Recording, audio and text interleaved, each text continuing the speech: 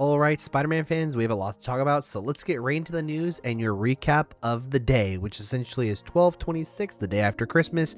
Hope you all had a great Christmas, and if you don't celebrate, hope you had at least a happy holidays or a great day off or whatever you'd like to call it.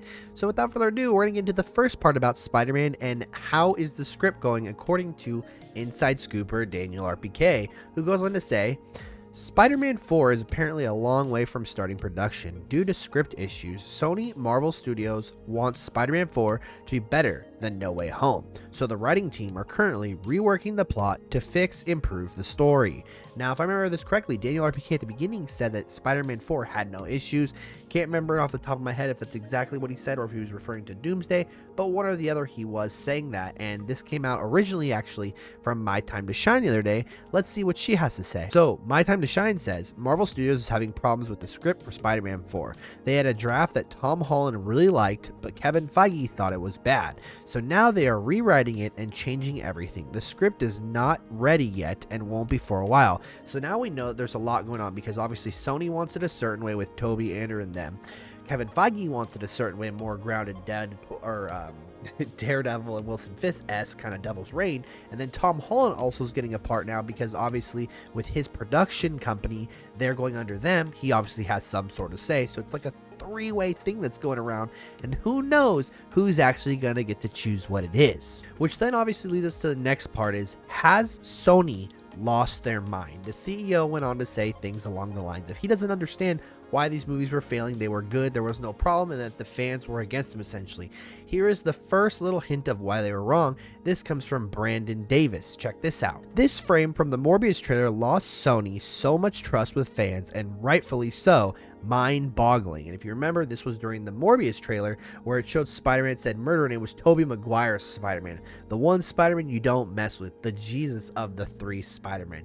And that's where people really messed up. And I understand, because throughout all these different films, Madam Web and not, they showed the Spider-Man 2 going up the wall thing, they kept showing things in teasers, they kept taking things out, they kept editing things funny and hinting to Spider-Man, Venom, and Morbius and other different characters, which could have been their real downfall, which leads into my next topic. Sony Pictures CEO Tony Vinciquerra on Madam Web underperforming at the box office. Madam Web underperformed in the theaters because the press crucified it. It was not a bad film. So he was saying not only was it not a bad film, but the fans literally picked it up, put it on a cross, and destroyed it.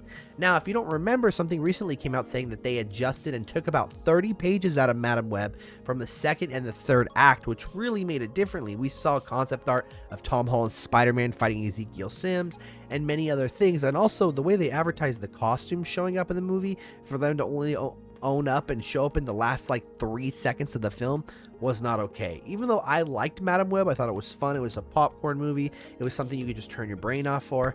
Apparently not everybody liked it. Like, I also liked Morbius, but hey, here we are. Let's get into the next part. Beyond the Spider-Verse. Brian Tyree Henry on Beyond the Spider-Verse. There's not going to be a dry eye in the house, I'll tell you that. Good luck.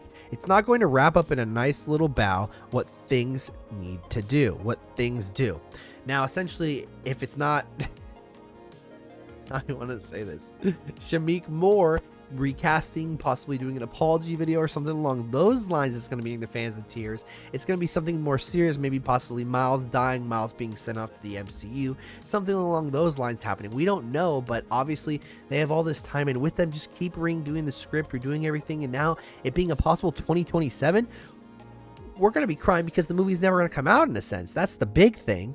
And last but not least, Sony Pictures CEO says they are rethinking about the future of the Spider-Man spin-off films.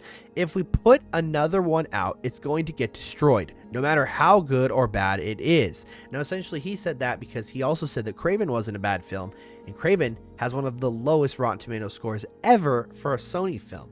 And with that being said, it's pretty much in the dump. I have not seen it yet. I've seen some of the CGI, which isn't so great, but I still think some of the action scenes look cool, and I will catch it eventually at some point in time. Gonna be seeing Mufasa tomorrow, saw Sonic last week, and, you know, I'm booked for a while, but, you know, as always, let me know what you guys thought. That is essentially your Spider-Man news for 12/26. I hope you guys had a great holiday once again, and a Merry Christmas. And as always, I'll catch y'all in the next one.